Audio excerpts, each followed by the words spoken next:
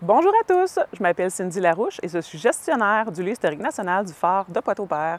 Je suis avec vous aujourd'hui pour vous parler de la Journée québécoise des phares. Mais qu'est-ce que c'est que cette journée-là? C'est une journée qui a été créée par la Corporation des gestionnaires de phares de l'estuaire et du golfe du Saint-Laurent en 2015.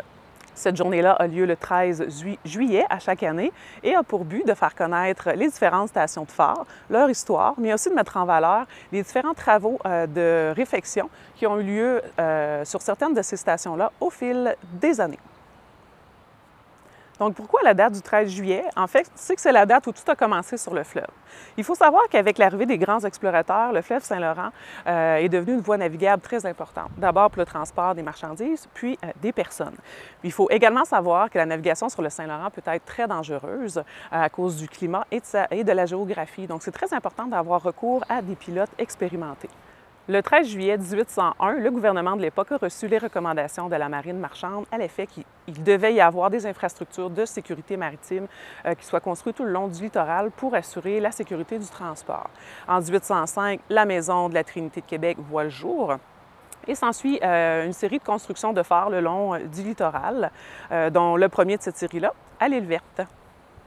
Donc, à Pointe-au-Père, le 13 juillet prochain, nous vous invitons à venir souligner la Journée québécoise des phares avec nous. Nous avons concocté une programmation qui saura satisfaire petits et grands. Donc, il y aura des jeux gonflables pour les enfants.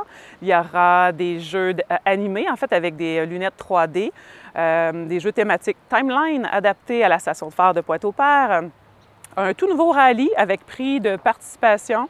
Notre mascotte Parka fera une apparition au pied du phare durant l'après-midi.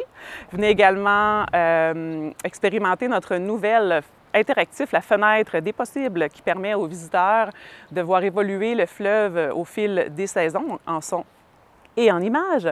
Profitez des différentes expositions déjà sur le site et également du livret explorateur, qui est un rallye qui s'adresse aux jeunes de 6 à 12 ans. Nous invitons les gens à visiter le site web de la Corporation des gestionnaires de phares afin de connaître l'horaire complet des activités.